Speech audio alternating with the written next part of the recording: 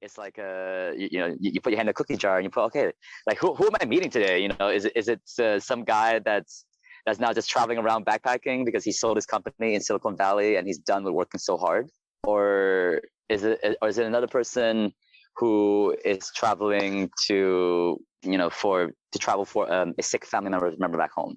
It's just like I said, it's a clean slate.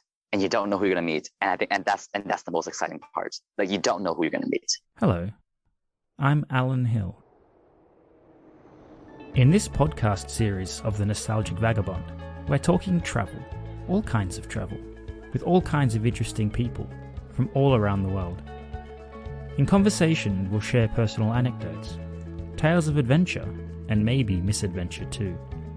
Listen in for some unique cultural perspectives, tips from seasoned veterans, and an array of diverse experiences that have contributed to many life-changing journeys. Travel really is a privilege. We know that now. And if we can't do it right this very moment, let's talk about it then. Hey, where are you right now? On this episode of the Nostalgic Vagabond podcast, I'm talking with Tony. Tony is an American expat living in Vietnam. He's been stuck there since the start of the pandemic, for more or less a year. Before the world shut down due to Corona, he was 8 months into another epic global adventure, continuing to work towards his ambition of exploring every country on planet Earth. In conversation, we discuss how travel, especially initial trips, can have life-changing consequences, where we reevaluate the kind of life we wish to live, what our priorities are, and what we feel is important, and the places we wish to invest our resources. Tony describes how long-term travelling is really a mindset, and special moments, like his time climbing Bromo in Indonesia, can reaffirm in him his decisions he has taken to be a global explorer, no matter what opposition he may encounter about his lifestyle, from friends or family. One of Tony's dreams is to run his own hostel, an extension of his personality, so he says. We talk about what makes for a good hostel experience, and what differentiates a hostel from a hotel or certain accommodation chains. Tony plans to one day build a unique hostel in Georgia, so watch out for that. Travel is like a drug, it's addictive. Just like social media is addictive, right? Tony and I conclude this podcast by sharing thoughts on the travel influencer space. Is it exploitative? Is social media in the travel space a true and authentic representation of certain destinations? Or just a big ball of fluff? To maximise the grams. I really enjoyed talking with Tony. Although we had some connectivity issues zooming from England to Vietnam, I tried to fix them up in post. But anyways, let's get to the conversation. Hello, Tony, and thank you for coming on the Nostalgic Vagabond podcast. Yeah, hey, thanks for having me. Thanks for reaching out, and I'm glad that I can contribute a little bit of piece to it. Yeah, appreciate that. Appreciate your time. And where exactly are you zooming in from right now, mate? So right now I'm in a little beachside town called Mui Ne. It's in southern Vietnam, about a 4-hour bus ride from Saigon, if you know where Saigon is. And what's the population there, more or less? Oof. It's a very small beach town, especially now with Corona and everything. So if you don't count the tourists, I would say we're looking at under 1,000. So very, very peaceful and secluded, I imagine. Right now, yeah. But before Corona, it would have been packed with so many tourists because there are a lot of hotels here, right? But yeah, right now, the only tourists you have are, the English teachers and all of the other expats that are stuck in Vietnam, like myself. Yeah. Well, let's talk a little bit about that, Tony, because on this particular episode of the podcast, I wanted to talk with you about the idea of long-term travel, the idea of hosteling, and the idea of social media and the social media space and the travel influencer space. So as far as I'm aware, Tony, from our previous conversations, you've been on a epic long-term adventure all over the world, but due to the coronavirus pandemic, you've kind of got stuck in Vietnam. Now, there are worse places to get stuck in, I suppose. So how has that been for you from this last year, living out Corona days in the middle of your long-term adventure? Honestly, like it's been like a roller coaster, right? Like I was in Vietnam last March, and so I was only supposed to be here for a month. Around mid-March, everything around the world starts shutting down, right? And so I was like, oh no, like I'm gonna be stuck here in Vietnam. What am I gonna do? Should I go back home? Should I try to go somewhere else, or something? After Vietnam went through its first wave, I was like, hey, this is a golden opportunity to see Vietnam without tourists, right? Like if you've ever been to Vietnam over the last 5 years, there's been many development in the tourism space in Vietnam. Basically, I always consider Vietnam to be just completely oversaturated with tourists because, it's the good food, affordable, a lot of things to see, especially landscape wise. But now without any tourists, I was thinking, oh man, okay, like this is probably the prime opportunity to see all the places I wanted to see in Vietnam, but without having to deal with the hassle of over tourism. So starting in about 2 weeks from now, it'll mark my 1 year adventure here in Vietnam. And I've pretty much used the last 12 months basically going up and down Vietnam and exploring literally every nooks and crevices of the country. So like I think now I can say I have seen 95% of the country, right? But now we're coming to the down part, because now that I've seen everything, I'm getting a little bit restless, right? Now it's kind of like, okay, now I've seen everything. Like there's nothing left to see. Like what do I do, right? But no, it's been great. Honestly, I always say, like, from an outside observer, if they look at my situation, to be in a country that's number 2 when it comes to handling the coronavirus, right? So it's been very safe. We've only had like one lockdown so far in the last 12 months. But I think the other biggest kicker is that I also speak Vietnamese. Yeah. So for me, traveling around has been super easy as well. Yeah, it seems like, Tony, you could be an ideal candidate for writing the next extensive guidebook to Vietnam. Have you thought about that? No, not exactly. What do you mean? A lot of people who write guidebooks have extensive experience living in a country. And the fact that you've been stuck here during the pandemic and you've been exploring Vietnam, I guess in its natural state, you speak the language. You could perhaps be somebody who could write sort of off the beaten track Vietnam guidebook. You know what I mean? Yeah, I mean, that sounds like a good idea. I can't see why not. Yeah. Speaking the language, I think, is a huge advantage for you in that instance. Yeah, I think it definitely made things easier, especially trying to get to the more remote places, right?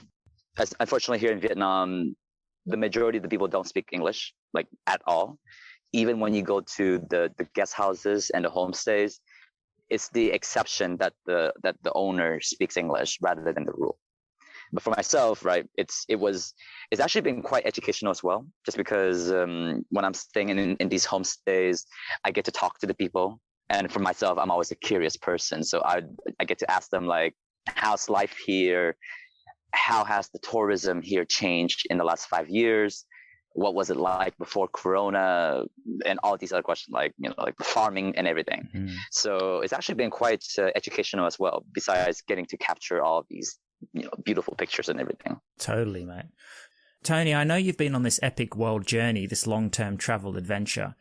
Before the COVID pandemic happened, you'd already been in the middle of this adventure. Now, you'd passed through a bunch of countries before you arrived in Vietnam. So I was just curious how many places you'd been through and how many days had you been on the road, air quotes, until the pandemic hit? So I started in July 2019. So by the time I got to Vietnam, that would have been 8 months into the trip.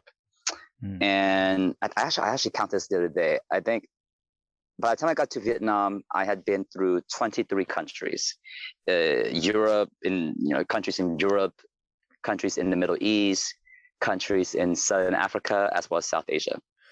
Yeah, so you'd been well and truly on the beat for some time. I guess you're itching to get back out on the beat as soon as the world opens up again. Yeah, so that's what I guess this goes back to what I mentioned earlier about just being listless, right, in Vietnam. Like I said, for this past year, being able to travel in Vietnam was great, right? But like you said, once the world opens back up again, it would be nice to get back. But for myself, I have this dream that I have where like I want to start a hostel. So it's actually I'm hoping to head over to Georgia, which is where I'm planning to build this hostel soon, and do what I did there. That's what I'm doing in Vietnam, right? Explore around and then see if I can find that one nice spot to, let's say, build the kingdom of Tony. Brilliant. Yeah, we'll get to the hosteling in a little bit, Tony, but I first just wanted to take you back a few years. Now, this is the Nostalgic Vagabond podcast, so I like to hear about stories of how people have evolved on their journey. Now, I'm aware that you're somebody who grew up in the USA, and so I imagine what a typical progression of life in the USA is. You go to college, you get a career job, you earn money, you work your butt off, you sort of progress through those career ambitions and you earn money and you retire. Right. Now, you were on that journey for some time, but then what happened in 2011, Tony? You went on a trip, right? And was that like a life-changing experience for you? Yeah, I mean, so 2011, I did like a 6-week trip through Southeast Asia. And before I, as a little small trip before my MBA in Barcelona.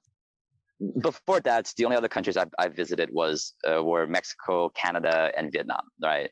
But that was my first trip with just my friends, planning it out and everything. And it was, this was before smartphones, right? So this was when my first location was in Hong Kong, and I had to look it up how to go from the airport to my hostel on Google Maps, and then print out the direction onto a piece of paper to be able to figure out how to get there, right? And I can remember this moment so clearly. It was getting off of the plane in Hong Kong, and of course, seeing the different characters and not being able to read it, getting on the bus, trying to ask the bus driver if this is the right bus, and the bus driver didn't speak English. And so I'm just sitting there hoping I'm on the right bus. And then taking the bus into Hong Kong and then just stepping off. And I don't know if you've been to Hong Kong, right? But it was just an overwhelming explosion of just senses. All the neon lights, being afraid that I got off at the wrong stop, not speaking the language. So it was just this rush of just emotions and chemicals and everything. Besides visiting Hong Kong, I visited I think 4 or 5 other countries, but the experiences that I experienced in those 6 weeks, like some of the crazy stories I had, especially the story about in Thailand where my taxi driver almost got chopped off to pieces, and I was just like, this is incredible. And I think that was when the travel bug bit me, right? That was when I was like, wow, what in all these years of just visiting Vietnam or visiting the countries around the US or just visiting in the US, what have I been missing on in the world? And that was when I was like, I think I need to see the world. I need to see what else is out there and what other crazy adventures or crazy cultures or anything that I'm missing out on. Yeah, that's a really good point. And I would say from my experiences living and working in the USA that your choices of leaving a stable career progression and leaving the country and going on this vagabonding journey would be considered a very alternative lifestyle from an American perspective. Had you received any kind of negative attitudes or, worried parents or worried friends for you in your future from making these decisions? Or was it always something that you were just embracing and people were wishing that they were more like you and brave and adventurous to just get out of the rut of a typical 9-to-5 lifestyle and go on these traveling adventures? Well, definitely, since I'm coming from like a Vietnamese American background, the biggest resistance to this were my parents, right? My parents and all the extended family, because for them, it's, they wanted to see me go through, like you mentioned earlier, this kind of American dream path or whatnot. Get a good job, save money, get a house, etc. And they were like, "What are you doing? You're leaving a good engineering job, and then you're just gonna travel, right?" So that one, I think my parents and my family in general, they have been the biggest resistance to this vagabonding journey for the last, how long have I been traveling for? Yeah, for almost 10 years now. Right. Yeah. Now, for most of my friends, generally speaking, they have been supportive as far as the American friends. Now, that was the crazy thing, right? I thought that when I did what I did, because all I knew were just American friends, I thought that like I was unique in this mindset. But then as I travel more and meet other travelers, I was like, actually, no, like I'm not the first to think of this. There are so many other people that had been doing what I've been doing, are still doing what I've been doing, and they're planning to do it more in the future, right? That was when I was like, there's a huge community of people like myself with the same mindset, yeah, right? That don't want to, go through this passage of life, right? And nothing's wrong with that, but for them and for myself, it's like, instead of buying a house, I'd rather just use that money to travel and see the world. And so that's, I think, and I think that's what's, regardless of the resistance I get from my family, meeting these other people and seeing them and hearing about their experiences, right? That gives me motivation to know that what I'm doing is correct for myself.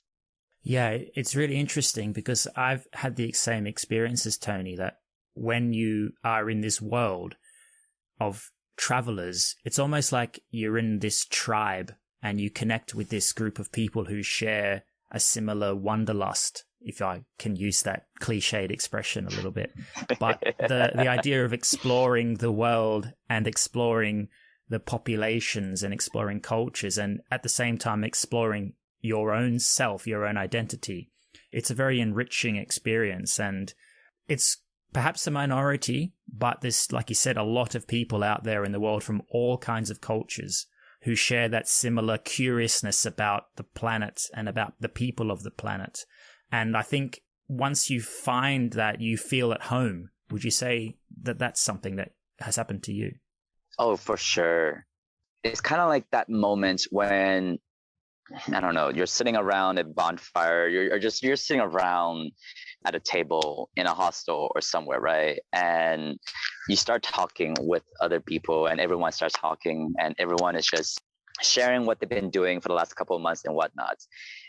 There's that instant click of familiarity, of similarity, and of camaraderie, right? Where someone mentions an experience and you're just like, oh man, I know exactly what you're talking about, right? And then it's just that shared experience, not at the same time, but somehow I guess it just, is able to go beyond the differences in time, and you just bond, right? And you're just like, oh man, like this other person knows exactly what I'm talking about. There's definitely that's something there. I don't know. It's hard to place it into words, but I think you know what I mean. When there's that instinct click. It's like a connection. I was just wondering, Tony, with other people I've had on the podcast, they've said that sometimes when it comes to long-term travel, you can get a bit of burnout. You kind of see yourself just traveling for the sake of travel, and that becomes like a stagnant place to be. I've had this experience myself where I've been away from home in various cities and moving from city to city and not really had any purpose or a goal. I think when it comes to traveling, sometimes if you've got a mission and you're working towards something, whether that be physical or spiritual, psychological, emotional, as long as there's some purpose for the traveling, that can make even long-term travel seem like not even that long, because you're still on this journey, however long that journey will take. With this experience that you've been on with long-term travel, what would you describe is your mission? Is it in terms of doing your hosteling research, or is it even deeper than that? not to sound cliche, but for me, it's probably even simpler than that. My first goal, and this was when I first started traveling, back to that 6 week in 2011, is once I saw all these things, I made a commitment to myself, right? I made a promise to myself, and I said, I want to see all the countries in the world, right? Like that, for me, that is my ultimate goal, of seeing all these countries and eating their food, seeing their landscape, seeing their history, whatever, right? Like that is my ultimate goal. Now, everything I do in between, whether it is with the hostel, whether it is with just working on my different jobs, it all goes toward hitting that ultimate goal. But I've noticed, though, is that over the last 10 years, of course, that's still my ultimate goal.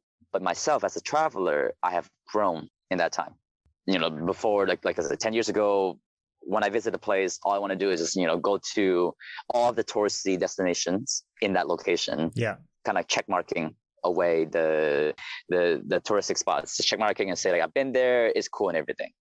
Right. But now it's more of going to a place and then just taking it slow,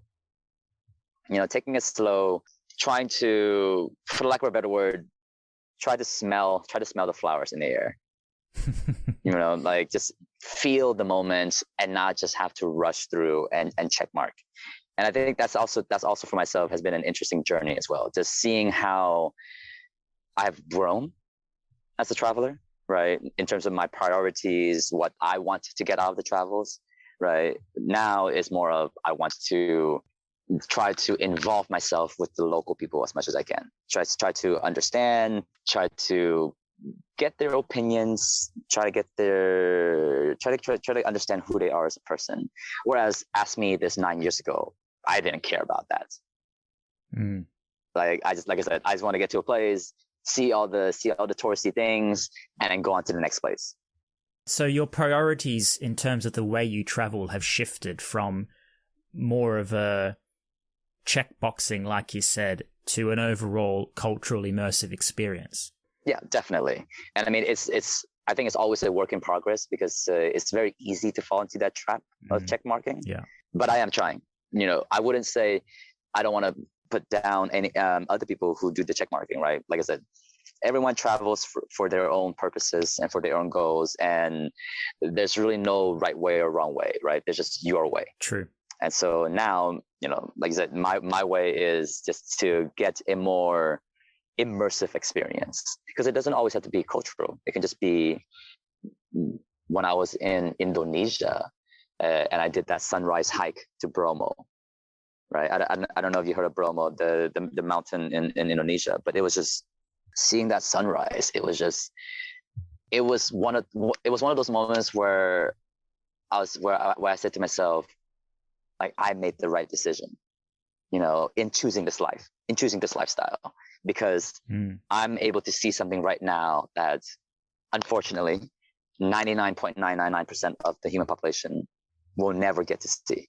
Yeah, that's pretty powerful. Right. And actually, that's also why I got into photography, and, I got into the whole social media thing. People ask me, like, why do you take so many pictures and why do you post them on thing? And for me, it's just like, because I want to show people what can be seen and what they're missing from these places, right? And not to make them jealous. Actually, it's more of to inspire them to want to go to these places, to see it for their own eyes. And whenever I get messages from my friends, either my friends from back in the States or friends that I met in my travels that are now back at home working or whatever, and they message me telling me that, oh man, like, I'm currently living my life through you right now, but when I get the time, I would love to visit XYZ where you have visited, because the photos you posted have been like super amazing, right? And then when I get those kind of messages, I'm just like, yeah, like this is what I wanted to do, right? And I'm glad that even if this is just one person, I'm glad that I'm able to convince that one person to go and see this place that they never would have heard about, would have never even considered if it wasn't for me. That's really amazing, mate. Now that you've been to how many countries would you say? Do you know the exact number? Yes, I am at 92. 92 countries. So you're pushing triple figures. Very cool. So out of these places you've been to so far, you mentioned just now that the Bromo in Indonesia was a really standout destination for you. Do you have any others that have reaffirmed in you that the decisions you've made to live this sort of alternative vagabonding lifestyle away from your home of the USA has just given you that continuous push and desire that this is what I want to be doing? So is it Bromo and another place or anything like that? I mean, too many, mates. We can spend hours and I can tell you these things, right? The sunrise in Bromo was the reason why it was the first memory that popped up into my mind was just seeing the sun go over the crater and the plateau, and then seeing the sun rays, but seeing the clouds covering the town and then slowly receding as the sun was coming up, while seeing the smoke coming from a still active volcano. Right? Like for me, I was just like, wow, that's just incredible. But I mean, there was walking through Petra at night, right? And that was actually, funny enough, that was actually by mistake, because I wasn't planning on staying in Petra until after sunset, but I was just hanging out with some local people and they invited me to drink some tea with them. And I was like, okay, let's just hang out and watch the sunset on top of the cliff. And so by the time the sun came down, I still had to walk down the cliffside and walk to the entrance, right? Now, by that point, everyone had left, and including even most of the vendors. So I was just walking through the canyon and then just seeing everything. And I was one of maybe 3 tourists.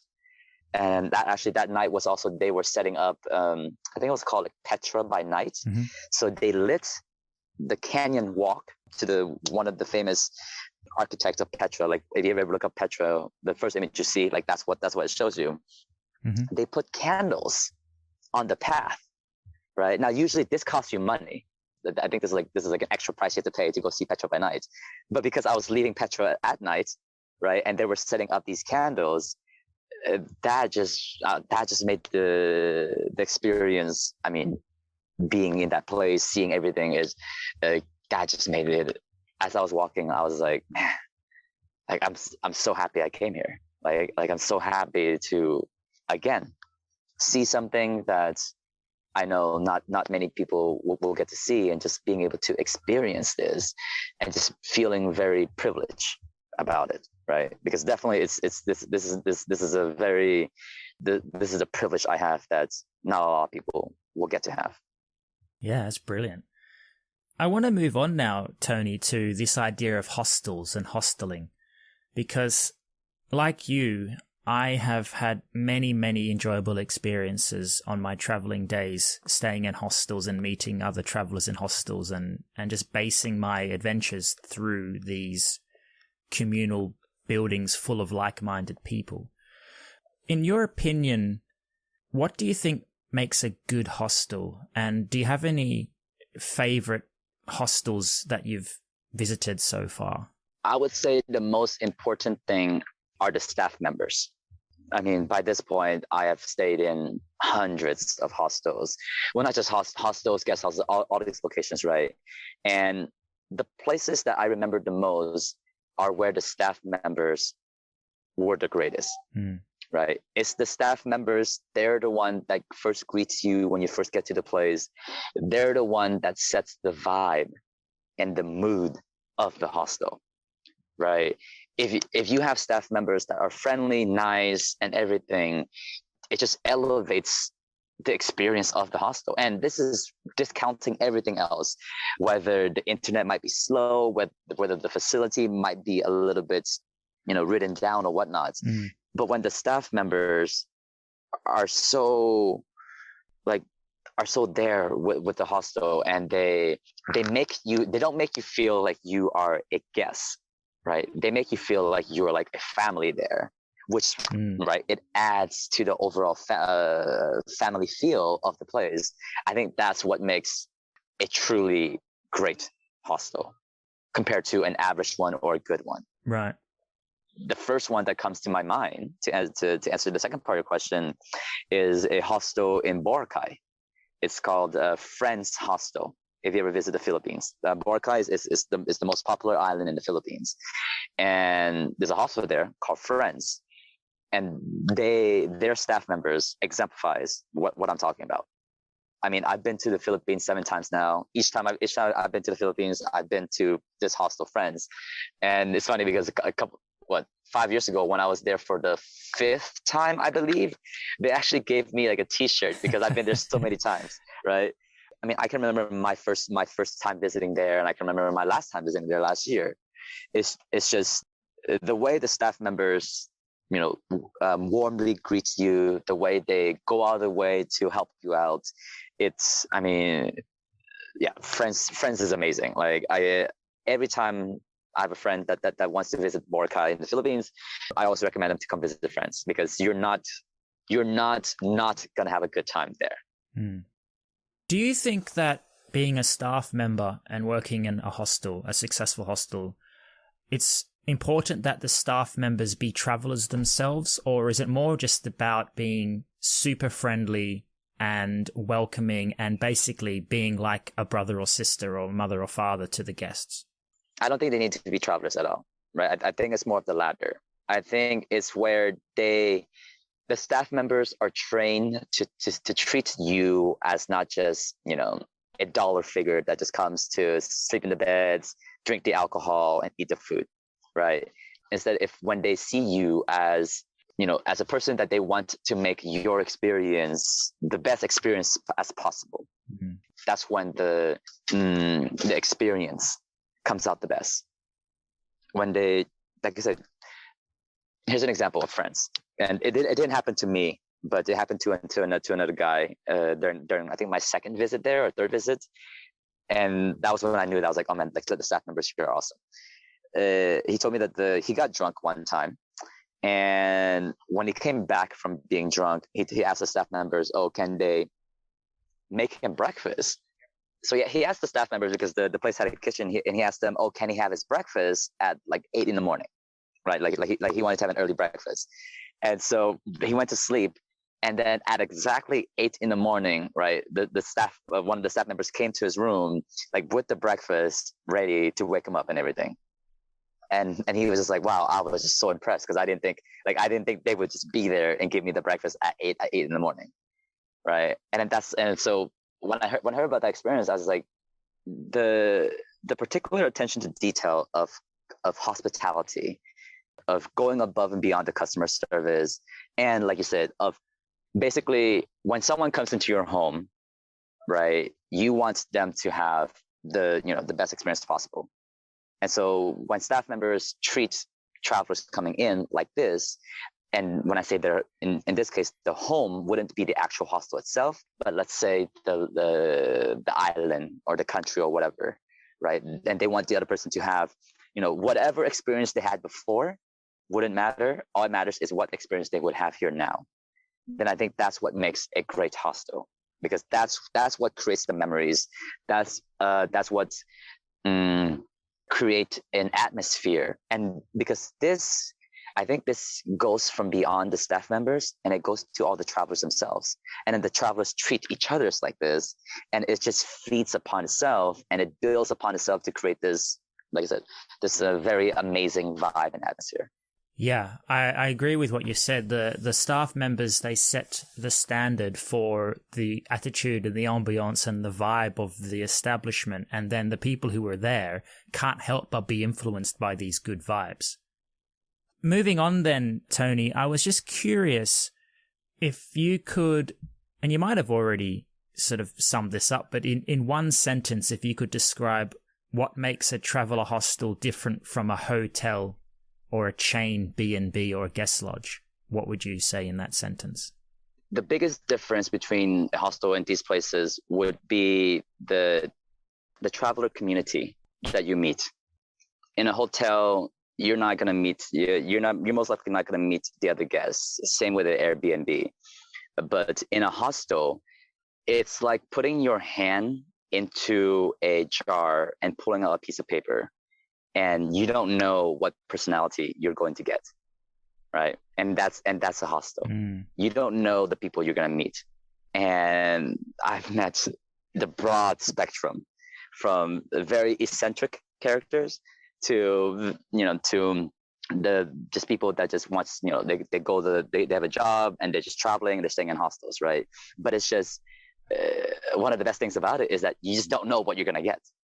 It's like you put your hand in a cookie jar and you put, okay, like who am I meeting today? Is it some guy that's now just traveling around backpacking because he sold his company in Silicon Valley and he's done with working so hard, or is it another person who is traveling to travel for a sick family member back home? It's just, like I said, it's a clean slate. And you don't know who you're gonna meet, and I think that's the most exciting part. Like, you don't know who you're gonna meet, and not for myself, but I've met a lot of people who actually found their partner in this way, right? They meet someone and they hang out for a little bit, and then they decide to travel for the next couple of months together, and now after so many years they're still together. So you just don't know what you're gonna get. Okay, I remember this right now. It's like that quote from Forrest Gump, but I'm gonna modify a little bit. A hostel is like a box of chocolates. You never know what you're gonna get. Very true, very true. I can tell you that I've shared hostel dorm rooms with ex-cons at one end, and then royal horse trainers for the Queen at the other end, who were just touring around Canada on their time off from filming the Band of Brothers movie. Wow. Yeah, you get a whole spectrum of interesting people, and sometimes, they're a little bit unsavory, but sometimes they're incredibly amazing and inspiring people. But I think what I enjoy about the idea of hosteling, as you've just mentioned, is you never know what you're going to get, but that's part of the adventure, and that's what you embrace, because you just got to take the yin with the yang and live in the excited world of meeting new and interesting people. Exactly. And I think the way that hostels are set up and built, and I mean, below staff members, the way that hostels set and built, when they can encourage this, right, and facilitate this meeting of different people from different countries and everything, like after staff members, that's what adds to the total vibe of the place, right? That's what gives it the amazing reviews online, and that's what also gives the amazing word of mouth. Yep. Right. If you ever travel in Southeast Asia, you might meet someone that has already been to Vietnam, and they find out that you're going there next. Then they're like, oh, when you get to this place, when you get to the city, you have to stay in this place because the staff is amazing. The hostel itself, the facilities is amazing, but the vibe is amazing. The people you meet there are really cool, et cetera, et cetera. For me, that's what I wanted to create, is something where other people would rave about to their friends and would completely recommend to come and stay when they're in that location. For sure. So, Tony, you've expressed this desire that you want to set up your own hostel. With what you've expressed with the kind of staff members, I imagine, would be your ideal in terms of the way they conduct themselves and the types of personalities and hospitable types of people. Mix that with the location of Georgia. I'm curious to know why Georgia specifically, but what is something else that you think will make your hostel dream unique to you and stand out from the rest? I mean, that's actually a really good question. And I don't think I can really answer right now, besides it's going to be a place where I'm able to just really leverage, not just leverage my experience, right? My experience for the last 10 years of travels, but I wanted to make it an extension of my personality. Right. And I think that's how I'm going to separate it from any other hostels that are either around the world or in Georgia, and then really make it unique in and of its own. Right. Like I want my vision, basically, for that to be my vision come alive. Not going to get ahead of myself and say that that's going to be successful or not. but that is the goal, right? And I think I know how to get to that goal. But the first step, of course, is always to, put the foot down and actually do it. Yeah. And again, this is just another part of the adventure. It's now that I've stayed in all these amazing places, can I take what I've learned, what I've seen and everything, and can I use it to create one of the best travelers hostel, either in Georgia or in the world, right? And that's the goal that I have for myself. Sure, let's find out if it's possible or not. But I want to try, and if I can, perfect. If I cannot, then it's just a learning opportunity. Just curiously, Tony, if you went out into the street today or tomorrow, because I know it's getting later in the evening there for you right now, and if you walked into a coffee shop and were having a cup of coffee or a cup of tea, and somebody said to you, "What do you do, Tony?" What would be your answer to that question? Well, it's actually kind of funny because now here in Vietnam, I get that questions a lot because practically everyone here are they're English teachers, right? But I always joke that at least as of right now, I would always joke that, oh, I am the last backpacker in Vietnam, right? Because there aren't that many other people. There aren't that many other people still backpacking around Vietnam. But as an overall whole, really, I would just say I'm just an avid traveler, right? Of course, depending on stages where I'm at, I might have a full-time job, right? I used to work in San Francisco. Before that, I was working in Korea.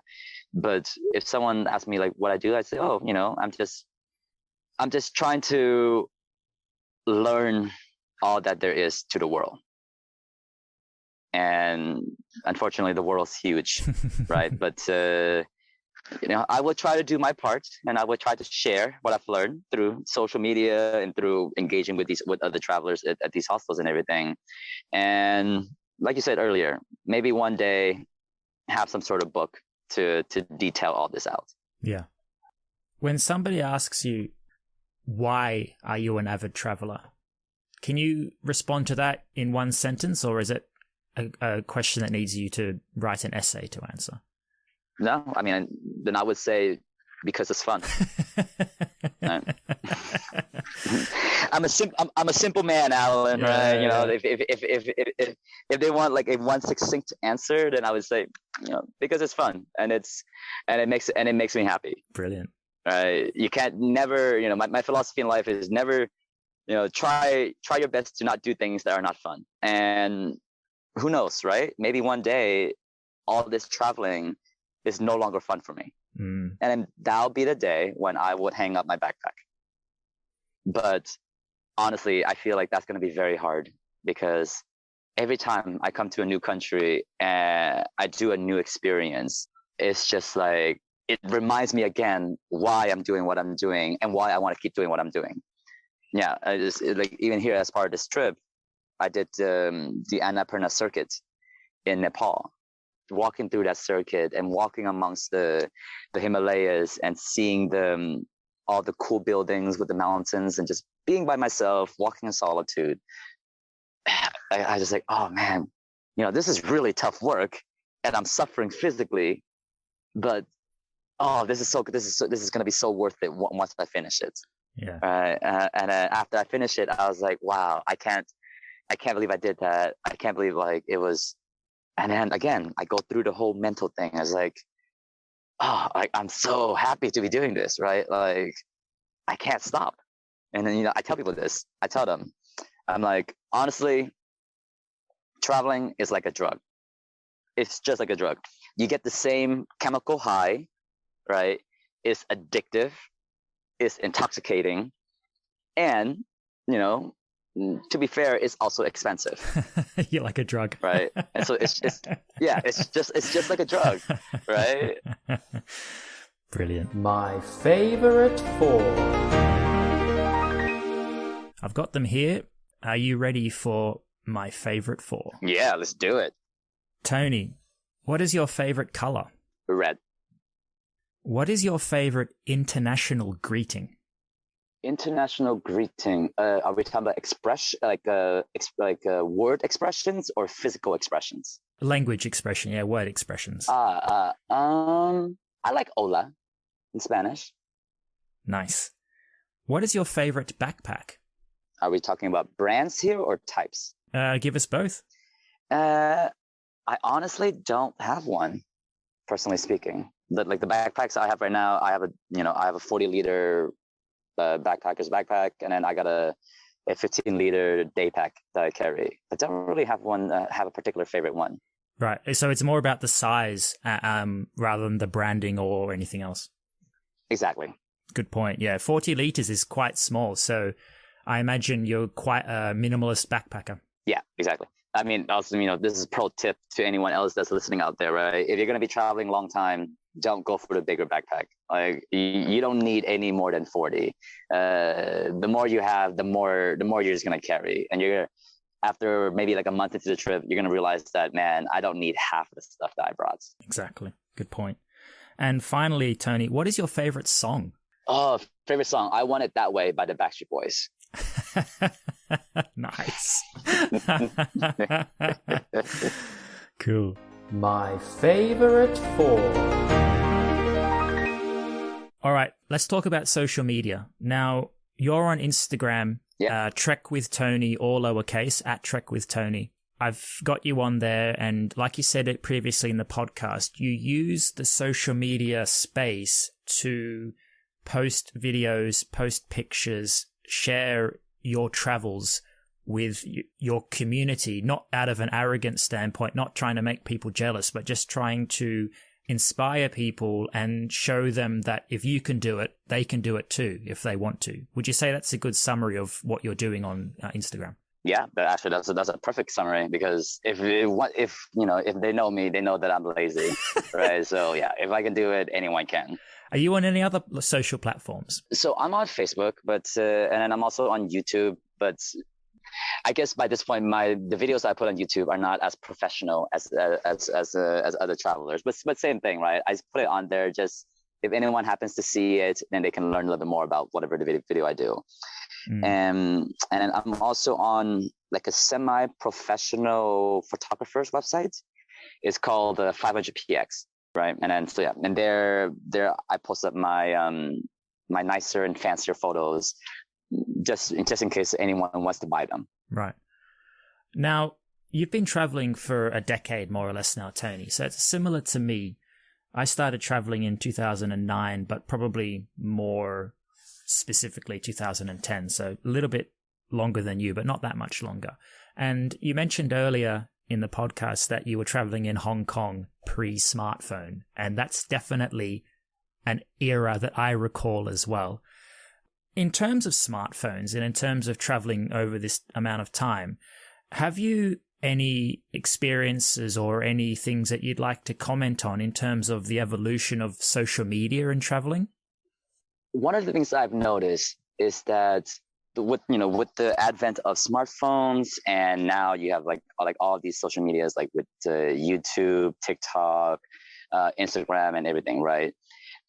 I feel like there's a certain sense where travelers are losing the sense of what it means to travel, and now it's more of just trying to create a niche for themselves, but by exploiting the local people that they're visiting to get this niche.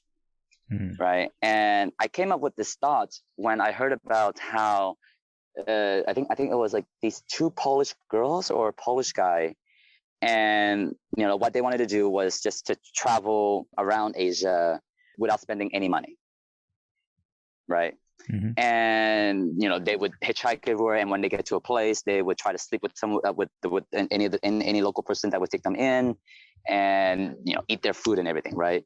And for me, I don't know, it bothered me because these especially for a lot of these people living in these poor countries, they don't have a lot, but a lot of them can be very hospitable people, right? They'll take you in, they'll feed you, they'll keep you warm, whatever, and so they would give to you whatever it is they have. But I feel like then as a traveler, we need to give something back. And hearing stories about like this guy where, I mean, he just comes, stays, use, and leave. Also that he can just claim that he can travel. He can travel without spending any money around Asia. Right. And it's just like, what are you giving back to the local community? And for me, my philosophy is the best thing we can give back to local community is in monetary. You pay to sleep in their homestays, right? You pay to have them cook food for you. And sure, you can talk and you can try to have a cultural exchange, but at least you're giving back to them something that they can use. But when I see so many travelers just not doing this, and here's the thing, they would never do this in developed countries, right? They just because this wouldn't work in developed countries. And so I almost feel like they're taking advantage of the niceness and of the hospitality of these people while not giving anything back. Yeah. Right. Of course, there are. I've also heard of other people who I think are doing it in a more correct way. Like I think there was this one guy where he was also traveling around in China or Mongolia or something. Wherever he was staying, he would actually live there for a week or whatever, and then help them with the farm work. Right, like help them plant, help them build whatever shed or something. Right, that I think is cool because at least you're contributing something back in as far as what they're giving to you. But in these other examples and cases, yeah, it's a little unfortunate, and I feel like nowadays some people do this just to try to, for the lack of a better word, just for the grams, right? To get the followers. And to get that to get that social media exposure, and unfortunately, the people who's at the end of this, they're like, I feel like they're the one getting exploited, and maybe they don't care, but I just feel like as travelers, especially coming from wealthier countries, we can do better. Yeah. So I see that you're saying that there needs to be a good balance of give and take between the traveler and the local, and that you're very much against exploitation, which I totally agree with. Definitely. The whole idea about giving back in forms of labor rather than monetary, I kind of like the idea of that too. So your traveling colleague who was helping build things and work on the farm, I find maybe in some cases better than monetary value, because in certain cultures where they need to build things and have a lifestyle which is based on chores and getting shit done, is probably more valuable than money in some cases anyway. Yeah, for sure. Especially, let's say in more remote villages, in more remote communities, in the jungles or in the mountains, right? Where, yeah, an extra pair of hands, especially strong hands, is much more valuable than the extra $5 you would pay to them. One last thing, Tony, I'd like to hear your thoughts on is this idea of social media and fakeness and fakery. One thing I'm always curious about with social media and people who, like you said, are just there for the grams or trying to get a bigger following purely for their own egos. Do you think that there is an element of travel influencer sphere where what they are portraying is not authentic, it's actually fluff and not real to their travel experience? Oh, definitely, for sure. I mean, I'm not going to cast a wide net and say everyone is guilty of this, but I think it's definitely there where the things that they show are completely neutered, right? Like they would show a picture of a beautiful beach, right? But then they don't show that literally outside of the frame is a pile of trash, right? Or shanties, and like kids running around, looking famished or whatever, right? And unfortunately, these kind of photos or whatnot might not make for a good presentation on social media. So I can imagine that there are a lot of people who do these kind of fluff photos and don't really show the true image of the place, right? And like for myself, like if you were following my Vietnamese adventure, right, like that's what now, like I said, I used to be one of these people, to be fair, right? Like that's what I mentioned earlier, as I go through the growth, I used to be one of these people, but now it's like, now I want to show all the sides to a place. You know, for some people, especially on social media, they only want to highlight the positive, because they're afraid that if they highlight the negative, maybe the locals of the place might not like them, or they lose followers, right? Because some people just, they just cannot take criticism of their country. And I think it sets a really bad precedent, and can also be misleading to the people that are treating them as influencers. Yeah. And so for myself now, I try to show all the sides to a place, the good and the bad. So you would see my beautiful pictures of Vietnam, but then you'll see the next picture. I'll say, oh yeah, but here, this is where you see all the beach with all the trash, because of all the littering and everything, and here's all the plastic and whatnot, right? Yeah. And because I think that's, at least for myself, I feel like it's my responsibility to show this, and just to say that, hey, not everything is all peach and dandy when it comes to traveling, and that as travelers myself, I might also be contributing to, like, for example, in Vietnam, this trash, right? Which is why, for example, I try to use as little plastic as possible, because I know that here, there's not really a lot of recycling. So any plastic bag that I get or whatever might end up on that beach that I just took the photo of. Yeah, that's a really interesting point. I guess that comes to another type of ethical traveling as well. It's just being aware of the environment that you're in and doing your best to leave as less of an awful mark as you can for the culture, but also for the planet and the region in that area. Oh man, yeah.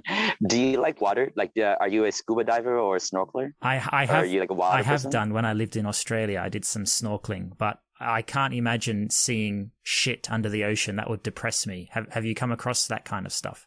Well, so relating to what we're talking about, I've come across a lot of just travelers just completely disrespecting the environment. For example, when I was in the Philippines, there was this couple where the guy was literally standing on corals to take a picture of his girlfriend. for Instagram. Probably, yeah. And then when I tell him, like, dude, what are you doing? Get off the coral. Like, he got offended. Like, he didn't understand why I was so mad at him. And so it's like these things is where, unfortunately, I think, yeah, for the grams and for social media, it has made some people completely disrespect the local floras and faunas. And what's unfortunate is, of course, the locals themselves, they don't say anything, because they just all they care about, which it makes sense to me, is just the tourist money. But it also it's unfortunate because they're the ones that are going to suffer the most from this, because their corals will die, which means less tourists will come, and also their kids won't be able to see these beautiful corals, because that's their community, right? That's their home. Yeah, I think it just comes down to respect in the end, doesn't it? And maybe a little bit of education. Yeah. You can be ignorant, but you can't necessarily justify your ignorance. I think every traveller needs to be completely open-minded and willing to learn as much as possible about the environment they're in. And if they make a mistake, that's okay, but don't do it again in the future. No, I completely agree.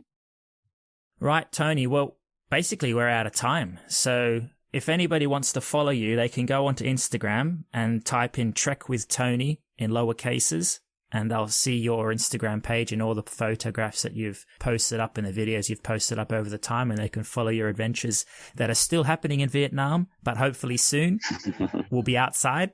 So I just wanted to say thanks very much for your time, Tony. Thanks for coming on the podcast and sharing your unique perspectives and insights onto the world of travel and the ethics of travel and hosteling, and sharing a bit of your story. So thanks very much. Yeah, thanks for having me. It was a pleasure. And yeah, I look forward to, I guess, adventuring more and then seeing what's going to happen with the world this year, huh? Yeah, I can't wait. All right, perfect.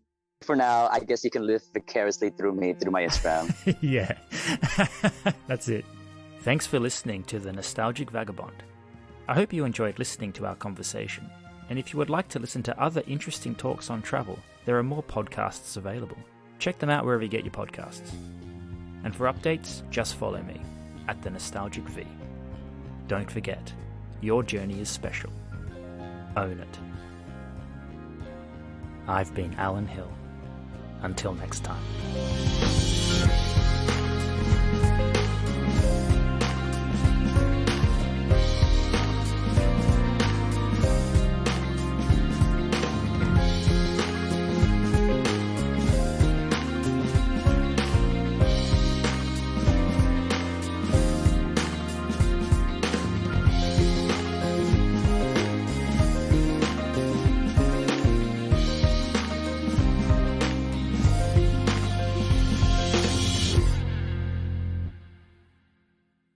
Hey guys, if you enjoy listening to the Nostalgic Vagabond, why not support the podcast? If you haven't already, subscribe and you'll be notified when new eps drop. You can also support the podcast by leaving a rating or a review on your podcast app. Why not share this episode? Tell your friends about it if something resonated with you. Word of mouth is great promotion. If you're into social media, maybe post a screenshot of the episode or upload the link on your profile so your mates can see what interesting content you've been into lately. All your support comes straight back and helps to keep the travel content and nostalgia of this podcast going. Cheers. So don't forget to subscribe.